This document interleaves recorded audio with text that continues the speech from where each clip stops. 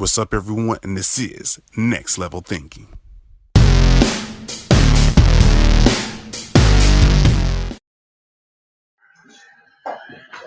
Hey, what's up, everyone? Another episode of Next Level Thinking. This is episode 196. Yes, I know it's a typo. Yeah, I caught it like when I just before I got in. You've done so many episodes. But like that's what it's all about, inspiring people and telling their story so that you can learn from them, be the best version of yourself, and take it to the next level. It's your host, Chris Holmes, as always. And today I have my lovely guest by the name of Dennis LaRue, and it's Junior, but you know what? We're okay with Dennis LaRue down there. Awesome. So let's go ahead and set the foundation for everything. So tell the audience a little bit about yourself. Well, I am 50 years old. I'm retired Air Force, 23-year career, married, going on number 30. I've got 3 adult kids. I've got 5 grandkids, and I am an international coach, mentor, and speaker, primarily in the leadership and personal growth area. Awesome.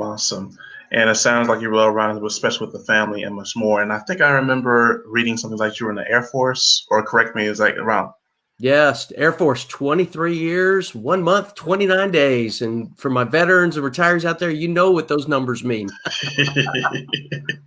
Yeah, they definitely will know. Awesome. So let's go ahead and build up the story around you. So what, let's say the storyline of you becoming who you are. So like, I know this just didn't come overnight.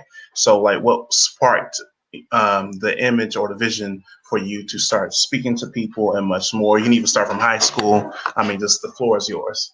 Oh, wow. You know, it's so interesting, Chris, that you bring that up, because I was sitting back last night writing down key components of my story prior to college.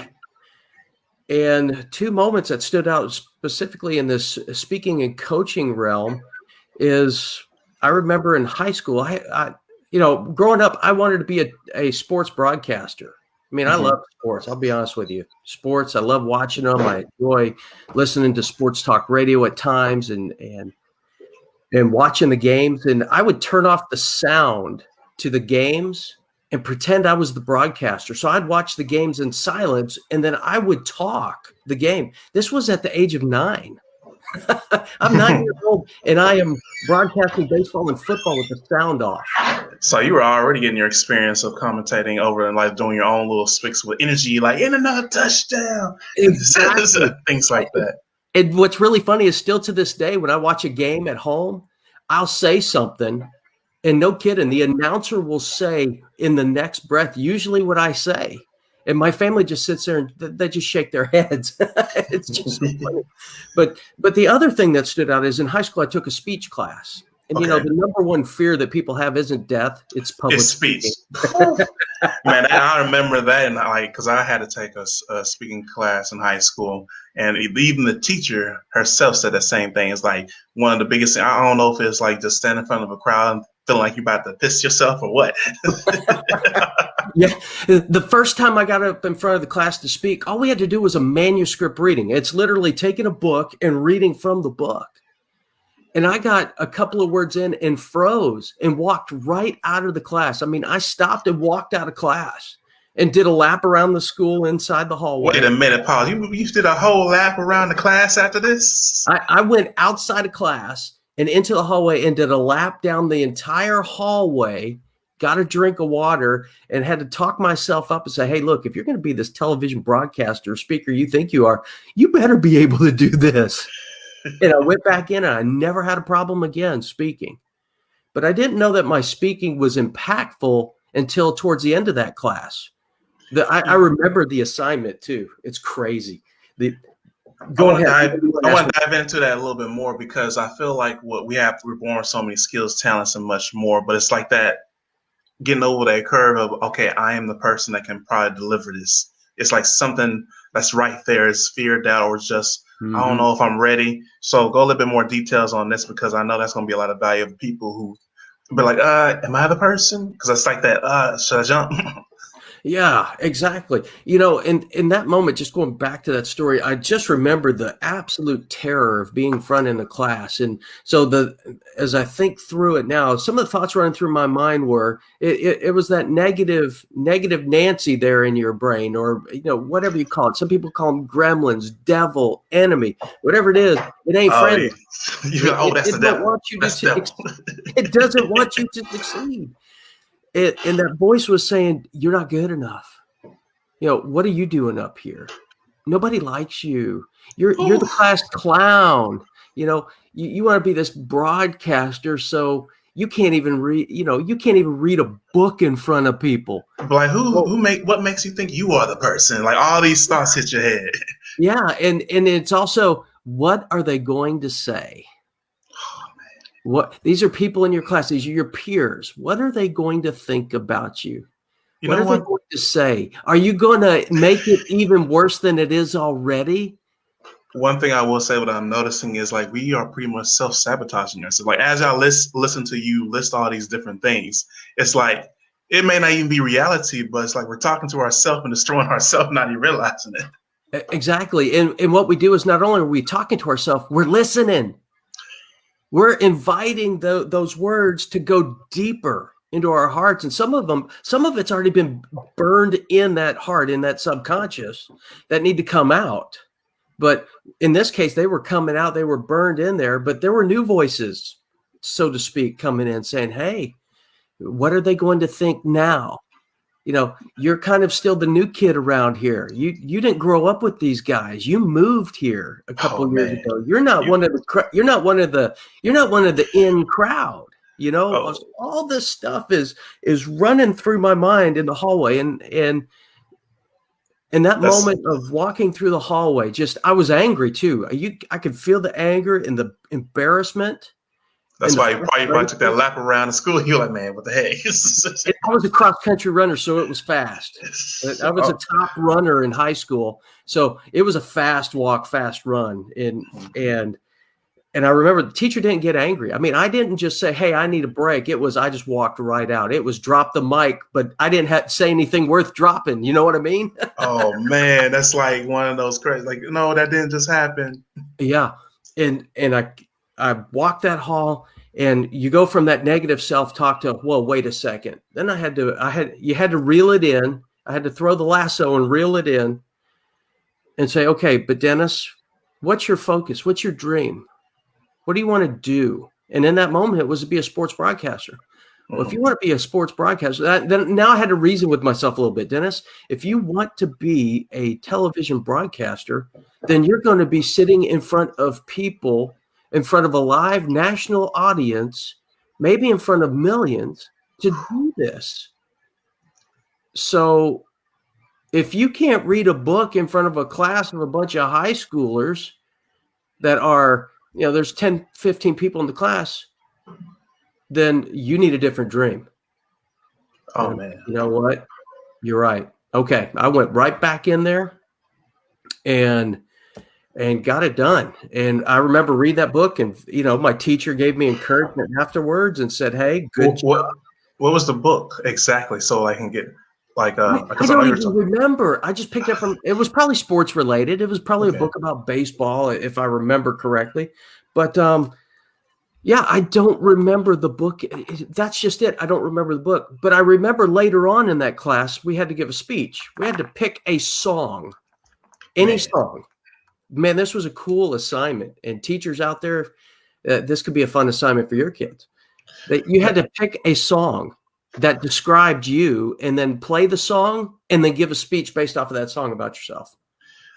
That right there just made me think, because it's like, okay, I may paraphrase. It's like while you're in the moment, you're so concerned about like other people, what they're going to say, and much more. But just like you said, years later, they're going to be like, I don't even remember what that was about. Like it kind of make brains full of old. Like, was it really worth like getting yourself overpsyched out? Like you had it. Like everything's going to be good. You overpsyched yourself. Yeah, exactly. It's so that speech, I gave the speech. The song was Phil Collins' "I Don't Care Anymore." That was my speech. And I played that song, and I remember the silence in that room as I just poured my heart out about myself and about going through some of the things I've been going through, and, you know, that I wasn't going to care about what they thought about me anymore. And I mean, just all of that stuff. I even dropped a cuss word in class. And incidentally, a cuss word came back to haunt me because she gave me an A- instead of an A because of the cuss word. That's what she said.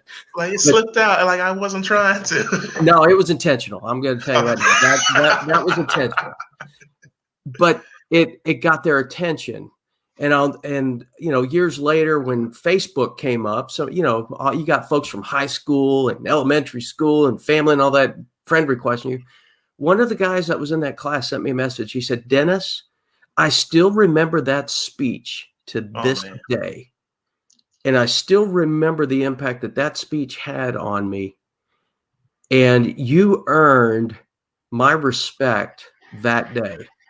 Wow. And I've followed you. You know, now I see the things that you've accomplished through your life. And you know what? I knew you were going to be a success from that speech.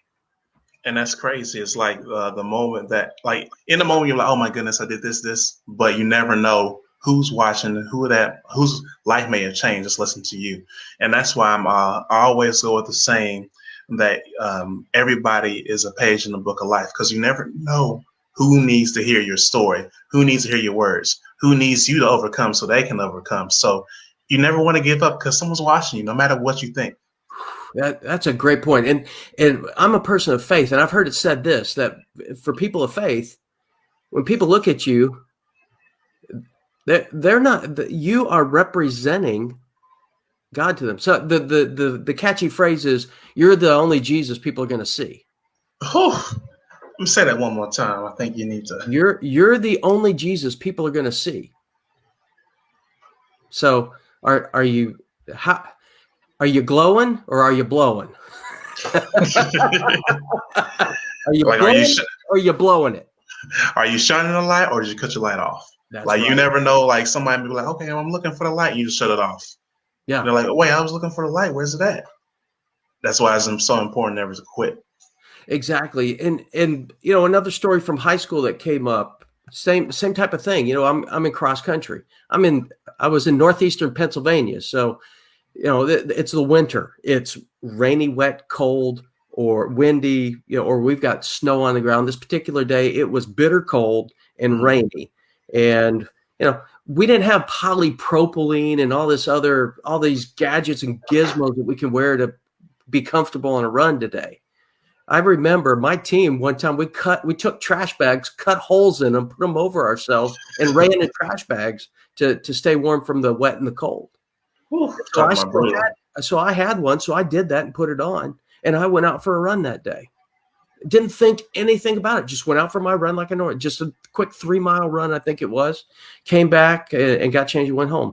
I got a message later from another guy in high school. I had played basketball, but my senior year, I decided to just do the stats. Since I was going to be a sports broadcaster, I knew I wasn't going to college on a basketball scholarship. I had to work extremely hard to be average and get 1 minute of time on the varsity. You know what I mean? Talk about effort. Yeah, I had to work hard to get to that level. So I thought, you know, the stats and keeping the scorebook and all that stuff, I like doing that anyway, so I did it. Awesome. So while they're practicing, I went out on a run. Well, years later, the team, a guy from the team said, do you remember this? And I go, yeah, I remember it. He said, you know what? He said, we got the biggest butt chewing of our lives as a team the next day. And I go, why? He said, Coach, all of us on the team talked Coach into not going out and doing our run in that weather. And we didn't do it. Coach came in the next day and he saw you. And I remember seeing him driving, leaving, you know, as I'm coming back, they're leaving. And he said, Coach gave us the biggest butt chewing of our lives, because he said, out of all the sports in the school that day, only one person went for a run. Only one person was out in it. And that guy's the toughest guy in this school. Now, I was 118 pounds. It's the mentality, though. 118 pounds, 5'9", runner, skinny. And, you know, he said, I'll never forget that speech. And I'll never forget that moment, because in order to become who you want to become, you've got to do things most people aren't going to do. Outside your comfort zone. Yeah. But for me, I love running. It's just what you did. In order to be great, you got to keep doing it, because the day that you take off, as athletes, we know this, the day that you take off, there's somebody out there that's doing more than you. And when you guys meet up, he's going to win. That's why they always say, like, stay ready, be consistent. I think there was, like, you probably know a little bit more than me. I think there was like a commercial with Emmitt Smith when they said, like, okay, you won the Super Bowl. I'm trying to remember the Super Bowl, and it's like, oh, how long you rest? You took a break, a few seconds. All right, back into it. Yeah, and even the rest of a professional athlete is very scheduled, very focused, and it's purposeful. And Right. and rest is part of a good health system. I mean, you can't go Mach 10 every day and expect the engine not to break. You're gonna burn out. Yeah, exactly. But within your respective area, even success, business, life, if you take a break when you know you're not supposed to, you're allowing the competition to catch up. Or if you're not or if you're in the chase pack of a marathon, you're allowing the competition to get further ahead. And then you lose the momentum. Now you gotta get your momentum started again. Exactly. And then that plays the mental games. I'll never catch up. And then you start settling for where you are, because you start looking back and saying, well, I'm ahead of those guys. I'm ahead of those guys. And you start looking back instead of looking forward.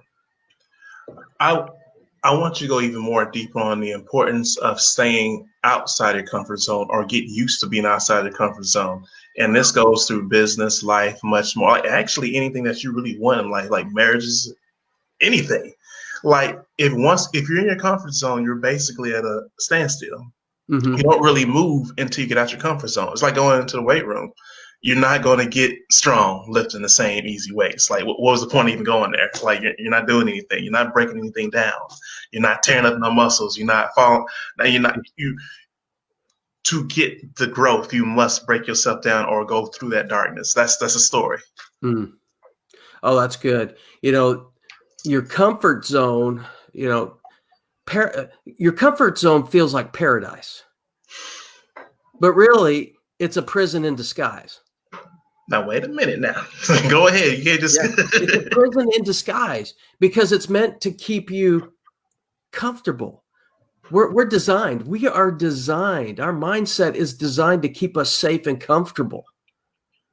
I'm not saying danger, danger, danger, but we've got that thing that we get that spider sense that tingles telling us danger. Mm-hmm.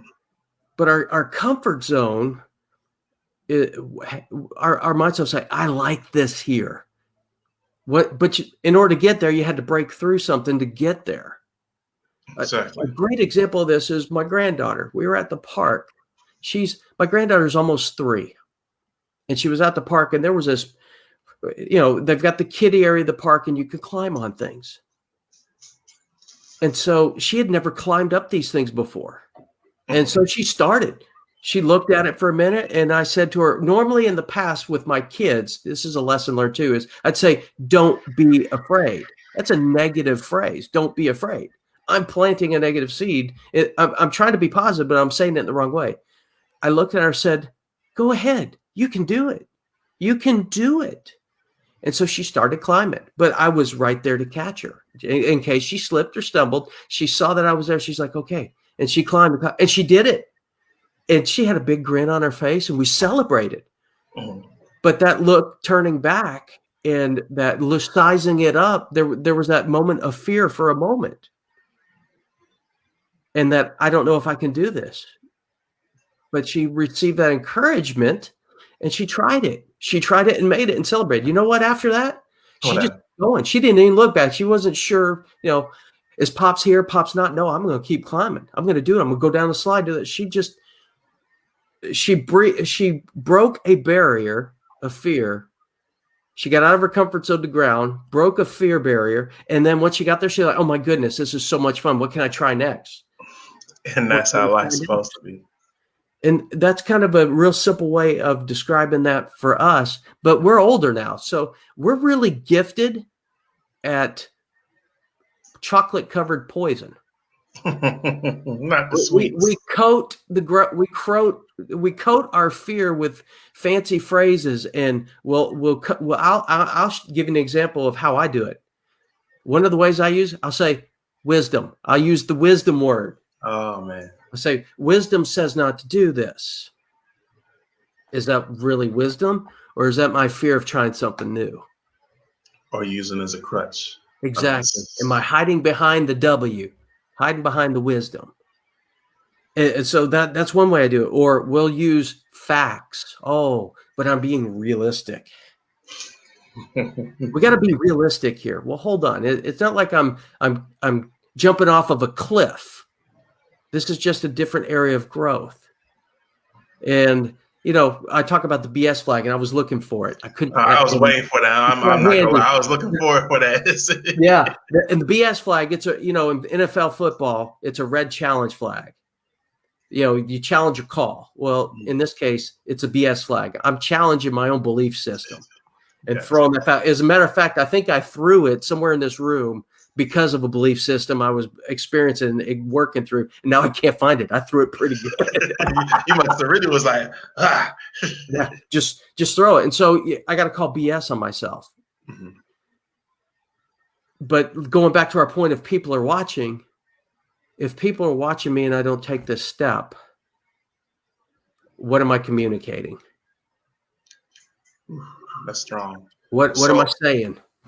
Because you're a reflection of who you are. I mean, what you put out there. I mean, energy and everything and much more. Mm-hmm. So as we continue with this fantastic story, what happened after high school? Because is this like during the time where you were getting into the Air Force?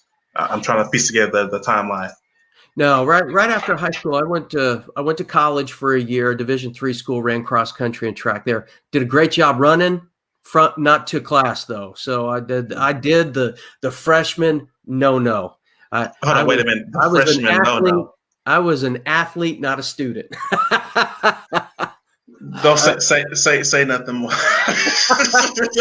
You forgot. You was like, oh, I'm feeling this. And you're like, these grades. No, we're good because it leads to the Air Force.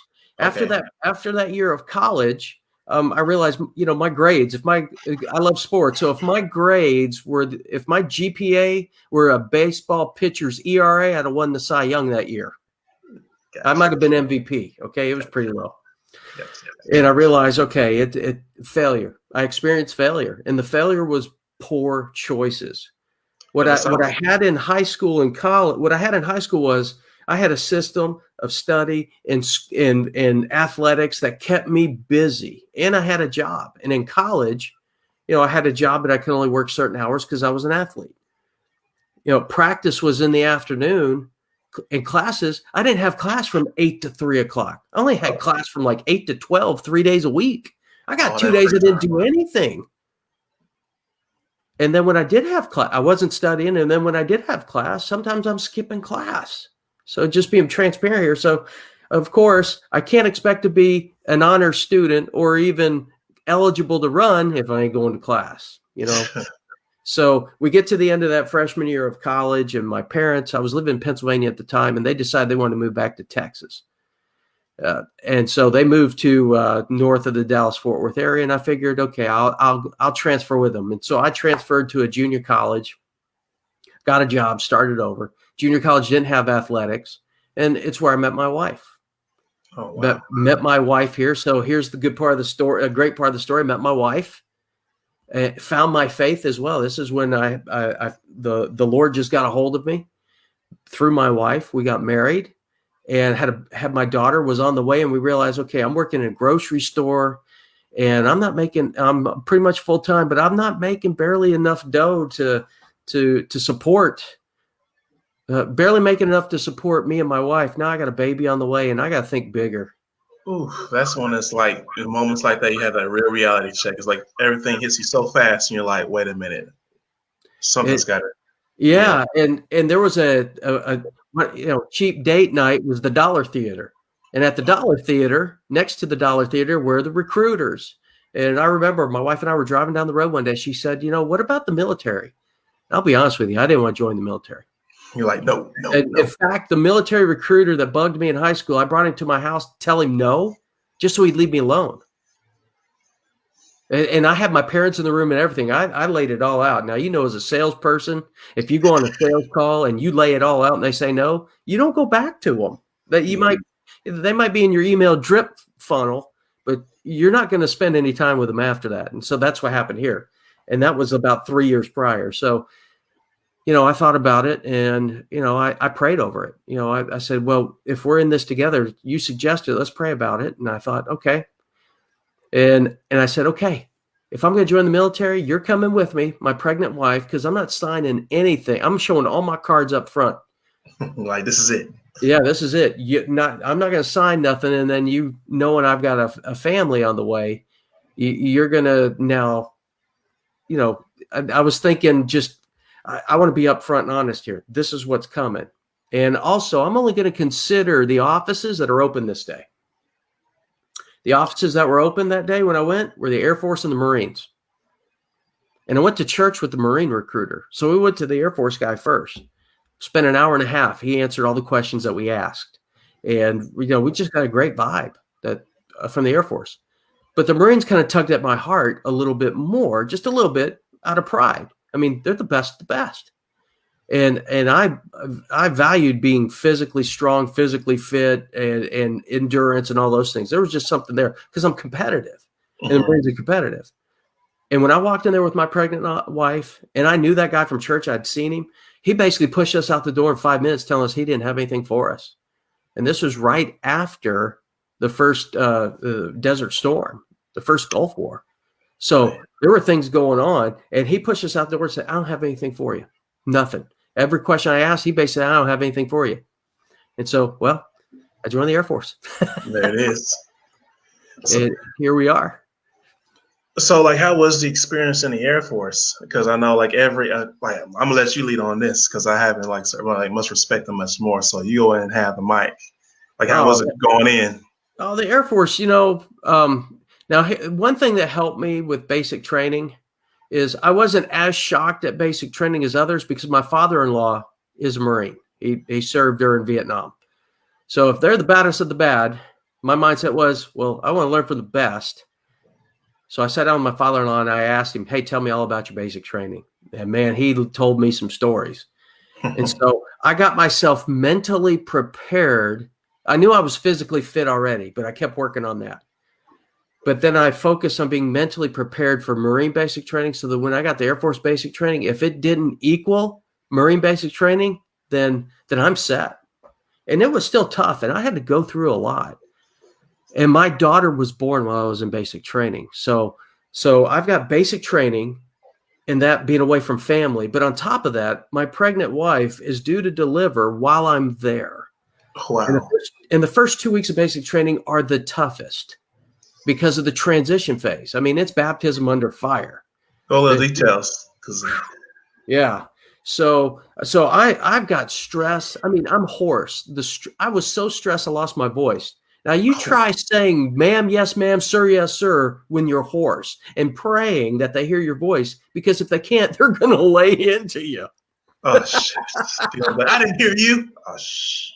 Exactly. And every moment of my faith strengthened because every time I needed my voice, it was there. And every time I needed whatever I needed, God provided it in that moment every single time. Every single time. And, sometimes we all need to go back to the fundamentals. We all need to go to our own personal basic training. Where did God show up in those moments where we tested in the small places and needed him? Because he's right there in the big stuff too, with what's going on all over the world. I agree completely 100%. So, and then going through the jobs, I mean, the Air Force was fantastic. I mean, I got great health care. I got great educational benefits. I was able to complete my 2 associates, a bachelor's, and a master's degree while on active duty. Wow, most props. All paid for by through the Air Force through my GI Bill and the other benefits there. I've got retiree benefits now for me and my wife.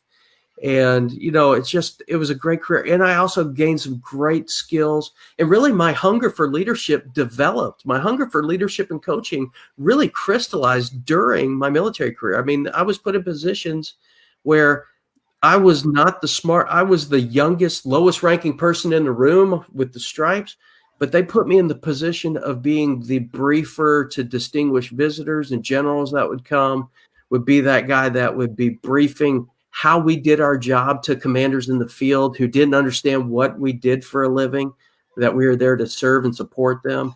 So I was always put in those positions. And I was also given the toughest cases, people that were on their way out the door that other people supervising just couldn't get to do the job. And it wasn't because they couldn't do it. It was because they didn't understand. They didn't have the emotional intelligence or understand the personality of the person and speak in their language. It goes back to what God said. God said, love your neighbor as yourself.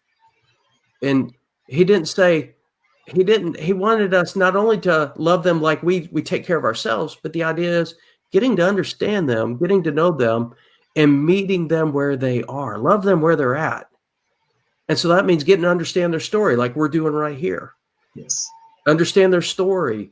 And then once we understand their story and we listen to them and they're heard, we provide them the training they need based on who they are to get the job done. And if some people, they need the micromanaging, they want that. They, like my granddaughter, they want to know that I'm there to pick them up if they fall.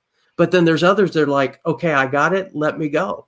Just check in on me once in a while. Or if I need you, I'll ask questions.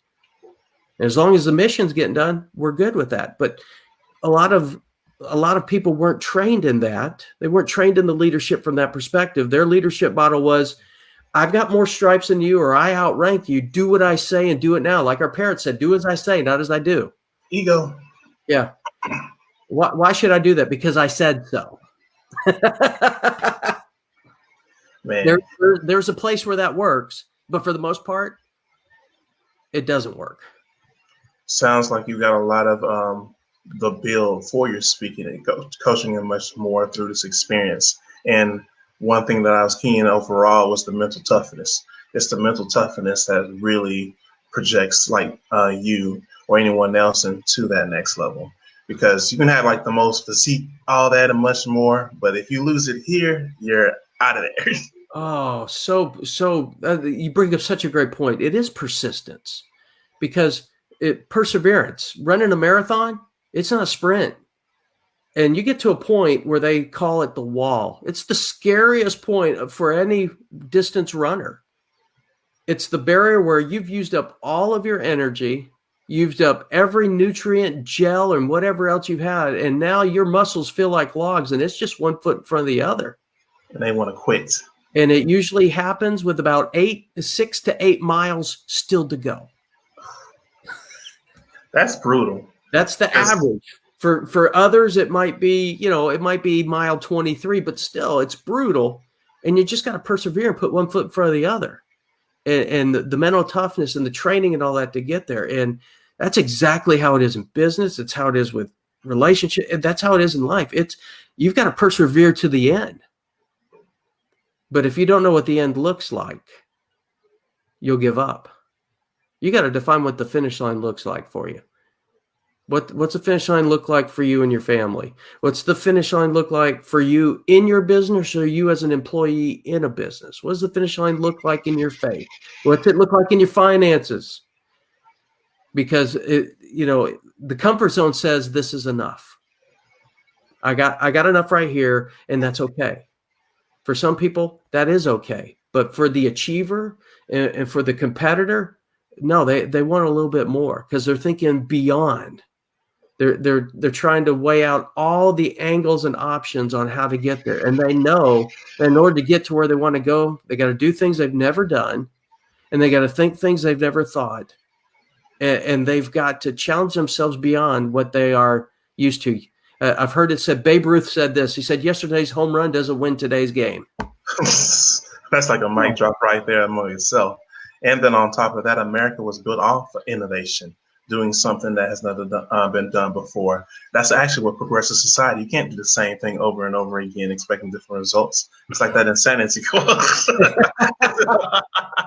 Yeah, exactly. That's like watching a cartoon. It's like Coyote trying to catch Roadrunner. His Fail, fail, problem fail. wasn't the tools. He had all the tools to catch him. It's crazy. So let's dive a little bit more into the speaking, because I can already tell like all of this with the mental strengthening came from with you in service and much more. So what was that transition for you being like, I think I have a voice? Oh, and before I forget, what you were saying earlier, I was hearing this really loud. Your why. Your why is what pushes you to keep going and persisting. Like it could be your child, your community, your mother, things like that's going to keep you persistence. But let's dive more into like the speaking thing. So, what was that transition like? Okay, this is it. The transition to speaking, I'm still going through that. To be honest with you, I'm still going through some of that transition. I love speaking, and my motto that I live by is be ready to preach, pray, or perish at a moment's notice. So, impromptu speaking. I'll be honest with you, I love impromptu speaking. If the number one fear is speaking, then the number one fear of the speaker is having to do it on a moment's notice. Like no time to prepare. Like here's your topic, go. You're like, what? Yeah. Nobody wants to be in your shoes at that point. Nobody. So you've got a captive audience, right? Nobody wants to be in your shoes. You've got a captive audience at that point. But I'm still working through that speaker because I can talk on so many things. My problem isn't speaking. My problem is honing down to a niche and staying in it because I'm so curious and captivated by so many things, and finding a niche to really focus on and get even better than where I am. So to be honest with you, I'm working through that, and you brought up the why. I'm revectoring my why. I am double checking my why to make sure that my why is really my why and not a why that other people have shared with me. Oh, that right there is a lesson on itself. Yeah, that's huge because as kids, our parents will tell us things, and people we trust throughout the years will say, "You should do this, you should do this," and that's a good point, and we'll do that. And if we're good at something as kids, well, I don't know about you, but we all like praise. If I'm good at it and they're praising me for it, well, I want to do more of it. Who doesn't want more praise? Come on. Yeah. But I'm making sure that my why isn't just to get praise from other people. That's an insecurity issue. That's an identity issue. So I've been working through that and getting those stories that have shaped me. But I love speaking. And what I love about speaking is when I'm doing it, it's almost like an out of body experience. You know what I mean? It's like you're sitting there looking at yourself as you're speaking. Yeah. I don't know how else to describe it. And, some folks are intentional and can really focus on the crowd. I know that they're there, but sometimes I'm lost. I'm like lost in the moment. It's almost as if in that moment, it's like God is poured into me and it's pouring out to them. And I'll have my notes and everything by my side. But there are some things that'll be said that weren't in the notes that honestly, later on, if I don't watch the video or somebody comes up to me, when they tell me I said that, I want to write that down. I'm like, wow, I said that? It's a supernatural experience, really, when I'm in that moment. So talk about comfort zone and strength zone. I think what I've just discovered here is when you're in your strength zone, you are in the flow, you are in the moment, you are on fire. In the zone. You're in the zone, and there is nothing nobody can do. There is nothing anybody can do to take you from it. I mean, it's like a protective bubble, force field, if you will. And that is your sweet spot. And it's where you're supposed to be. It's your strength zone. And the difference between a comfort zone and a strength zone is in a comfort zone, you're stretching to grow, but you're never getting out of your strength zone. Wow. All right, there is this. Everything you said is like all lessons to really be thought about, because like even if you take one of them and put a lot of focus onto it, you can dramatically change your life in so many ways. So absolutely. And I've got coaches that I'm working with to help me through that. So here's another thing. That BS flag also stands for blind spots. You know why they're called blind spots? Because you can't see them. Correct.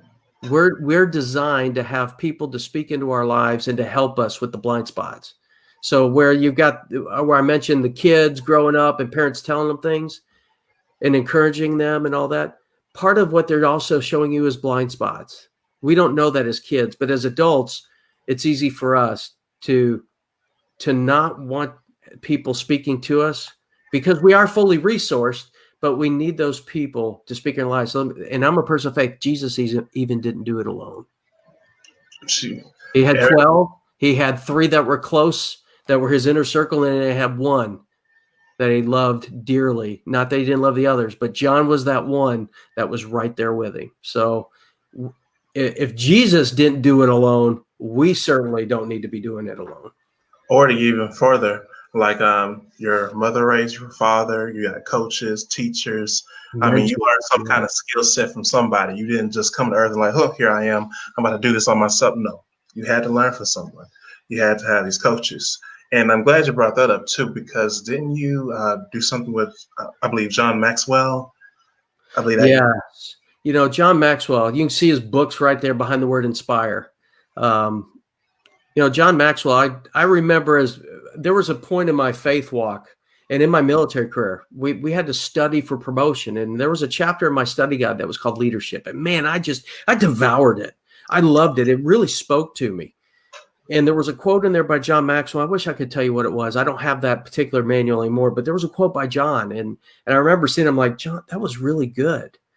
And I was at a point in my faith walk. I had a limiting belief that there was a difference between, in leadership, there was a difference between secular and sacred. Leadership was considered secular. And so in the mindset that I had at that time, my belief system said, oh, I want to just study religious material. I just want to study the Bible. I just want to study books about the Bible. And leadership is in the Bible, don't get me wrong. But at that point, reading books about leadership, who do I trust? Where do I go here? And I was driving home from work one day and I heard coming up next on such and such, John Maxwell and his new book. John Maxwell, I recognize that name. Well, I listened in and I listened to him talk on that broadcast. And he was talking about his new book at that time it was in the early 2000s. But at that time, it was his law on the 17 indisputable laws of teamwork. And I bought it. But I went home that day and I'm like, okay, I got on eBay. eBay was big back then.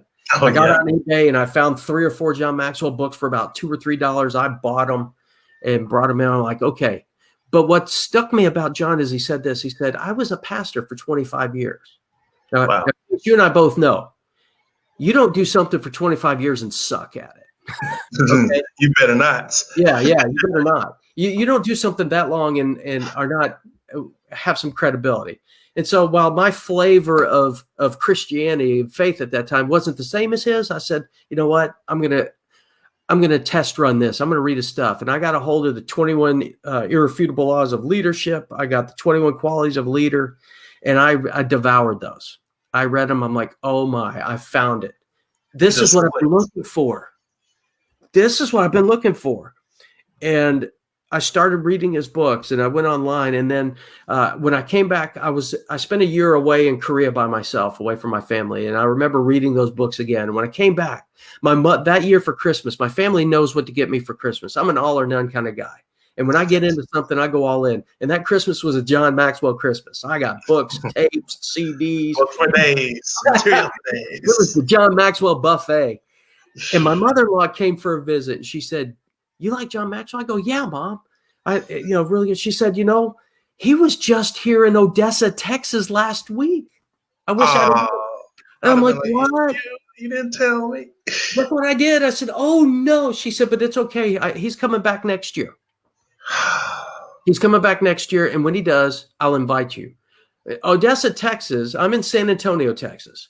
And it sounds close. That's a 6-hour drive.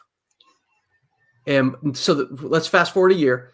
I get the call. Mom says, come on. She flew me out and everything. Flew me out. And John Maxwell is speaking. They got a church for him to speak in. Now, John Maxwell has spoken in, right now the John Maxwell team that I'm in has 40,000 coaches in 160 nations across the globe. Right now is their twice annual International Maxwell Certification event. There's probably thousands in there. I've been to them where there's been 3,500 in the room. Talking about mind blowing. In Odessa, Texas, that day for that second year that they did this event, there were less than 200 people in the room. I'm sitting in the front, and I'm the only person outside of Odessa, Midland, Texas, to be there. Huh.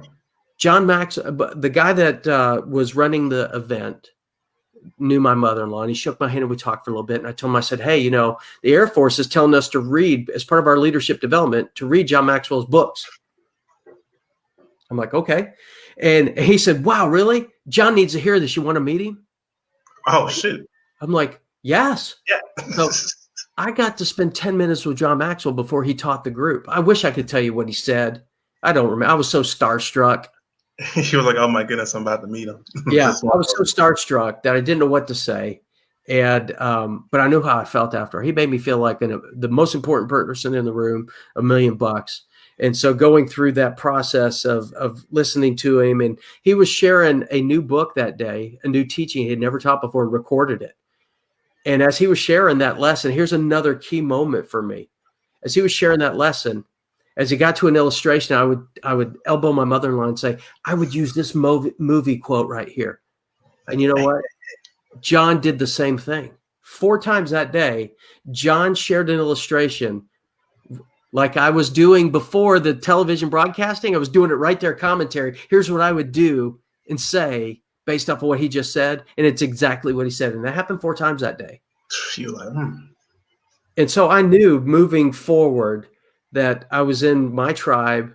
I was in the right place, reading the right stuff, growing in the right place, and just continue doing that through my Air Force career, continue buying his books, reading his books, applying his books.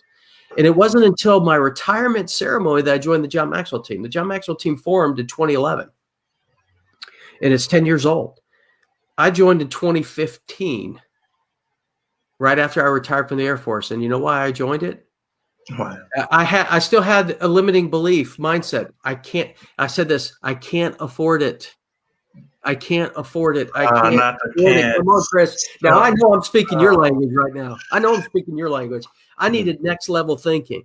Yes. And so I had to borrow somebody else's belief. My mother-in-law believed in me so much that she paid for my certification to join the John Maxwell team. Wow. Talking about faith. That was my retirement gift. That's like what that's, man, that's I don't think I can find the words for someone to believe in you more than yourself. Yes. And I didn't know how I was going to come up with it, because at that point I transitioned to be on a staff of pastors for a nonprofit at that point. And usually nonprofit means no money. Come on now. Another, and I knew, but I also believed in that moment that when that happened, and I went to my event and I heard this call for global transformation.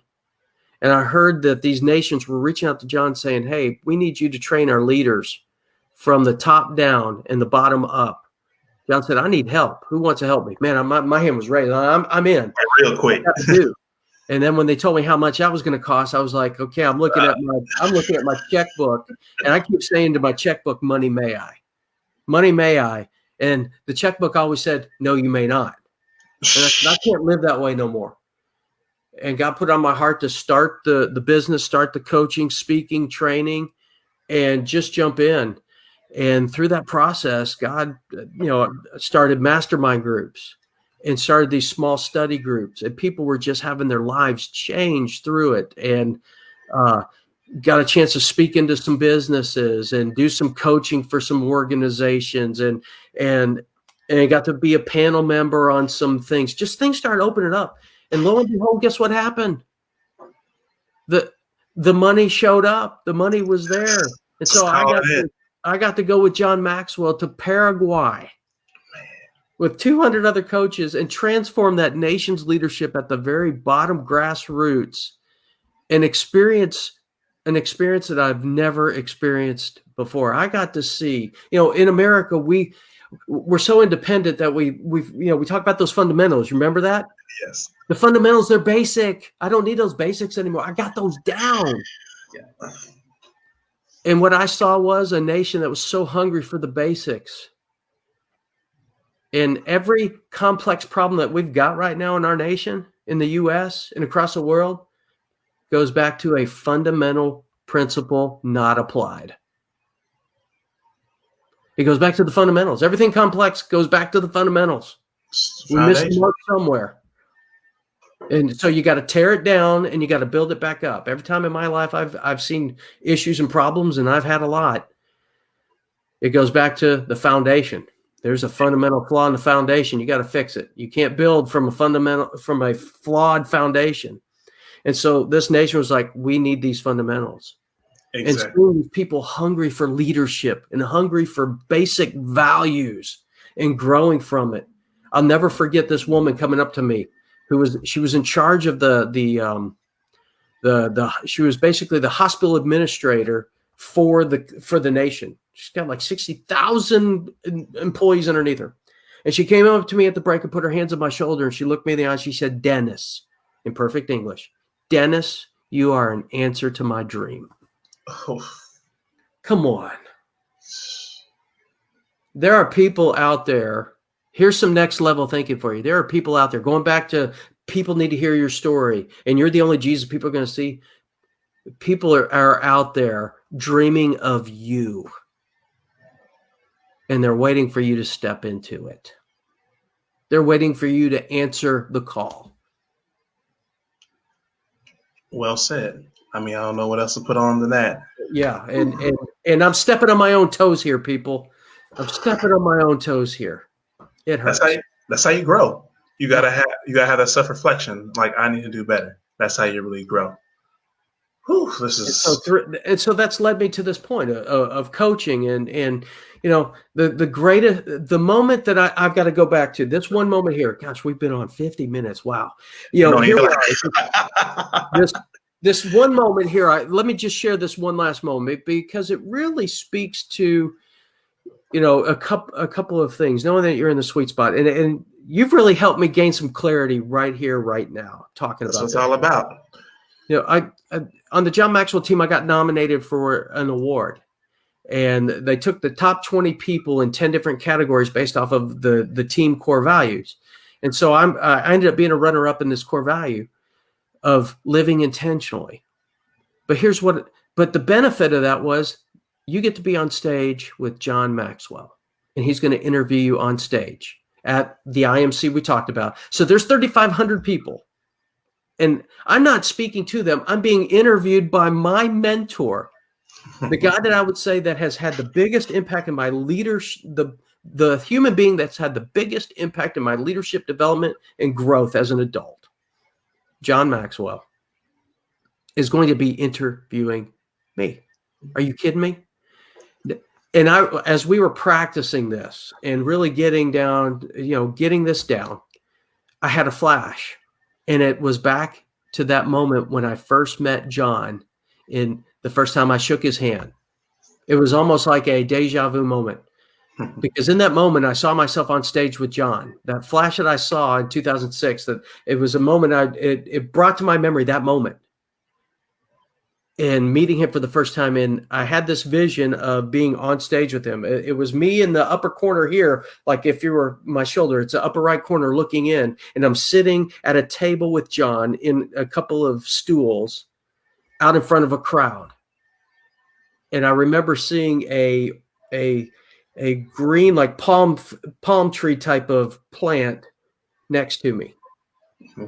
When I got up on that stage practicing, it was that exact room in Orlando, Florida.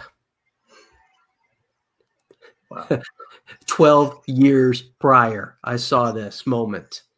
Talk about I didn't know it at the time, but then that moment happened. And there I am sharing with John on stage my rule of 5. And after I shared my rule of 5, John stopped. John has his iPad with him now. And his tablet and his notes are on it and everything else. And he was looking at his notes real quick. And after I finished my Rule of 5, he stopped. And he looked at me, he said, whoa, whoa, whoa, whoa, whoa, whoa. Wait a second. Can you say that again? And so I said it again. And somebody in the crowd told me, Dennis, when he did that and you started saying it again, 3,500 heads holding their pen went like this. They went head down. All you could see was the top of their heads, and they were taking notes. Impact. And John at that moment said, Dennis, that's a book. He said, Dennis, that's a book. Now, I haven't written that book yet. So when am I going to write it? You know what? I'm starting that process. I'm seeing I need to be speaking more and writing more. But that point was I was at the table. I was at the table in front of 3,500 people speaking and making a difference, and that I can impact lives. And I needed those reminders over the years, those benchmarks from elementary school and high school and my military career to get to that point to say, okay, you've gotten comfortable. It's time to break out of it. It's time to go to the next level. Writing a book is going to the next level. Speaking in different ways and really honing that speaking and getting that why in, go to the next level. Because if I don't get that why down, then I'm going to get knocked down. Well said. Whew. With all that extra value, golden gems, and much more, where can they find you? Man, you can, I'm here on Facebook. You can find me there, Dennis LaRue Jr.